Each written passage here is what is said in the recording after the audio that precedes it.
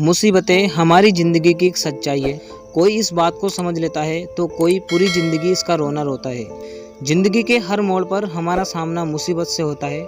इसके बिना ज़िंदगी की कल्पना नहीं की जा सकती है। अक्सर हमारे सामने मुसीबतें आती है तो हम उनके सामने पस्त हो जाते हैं। उस समय हमें कुछ समझ नहीं आता है कि क्या सही है और क्या गलत है। हर व्यक्ति का परिस्थितियों को देखने का नज़रिया अलग अलग होता है। कई बार हमारी ज़िंदगी में मुसीबतों का पहाड़ टूट पड़ता है। उस कठिन समय में कुछ लोग टूट जाते हैं, कुछ लोग संभल जाते हैं। मनोविज्ञान के अनुसार इंसान किसी भी प्रॉब्लम को दो तरीके से देखता है। पहला, प्रॉब्लम पर फोकस करके, दूसरा सॉल्यूशन पर फोकस करके।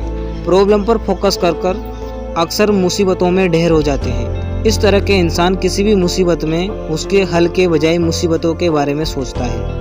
वहीं दूसरी ओर सॉल्यूशन पर फोकस करके मुसीबतों में उसके हल के बारे में ज़्यादा सोचते हैं। इस तरह के इंसान मुसीबतों का डटकर सामना करते हैं। फ्रेंड्स, आज मैं आपके सामने एक महान सॉल्यूशन फोकस इंसान की कहानी शेयर करने जा रहा हूं, जो आपको किसी भी मुसीबत में लड़ने के लिए प्रेरित करेंगे।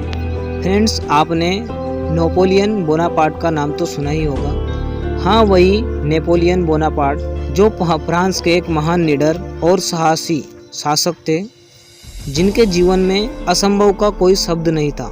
इतिहास में नेपोलियन को विश्व के सबसे महान और अजेय सेनापति में से एक गिना जाता है। वही इतिहास के सबसे महान विजेताओं में से माने जाते हैं। उनके सामने कोई रुक नहीं पाता।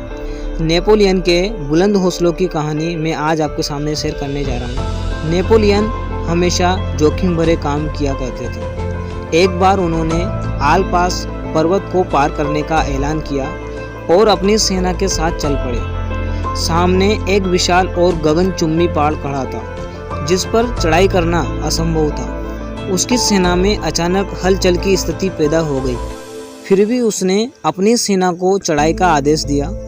पास में ही एक बुजुर्ग औरत खड़ी थी। उसने जैसे ही ये सुना, वह उसके पास आकर बोले कि क्या मरना चाहते हैं? यहाँ जितने भी लोग आए वह मुँह खाकर यहीं रह गए। अगर अपनी ज़िंदगी से प्यार है तो वापस चले जाओ। उस औरत की यह बात सुनकर नेपोलियन नाराज की बजाय प्रेरित हो गए और झट से हीरो का हार उतारकर उस बुजुर्ग महिला को पहना दिया और फिर बोले, आपने मेरा उत्साह दुगना कर दिया और मुझे प्रेरित कर दिया।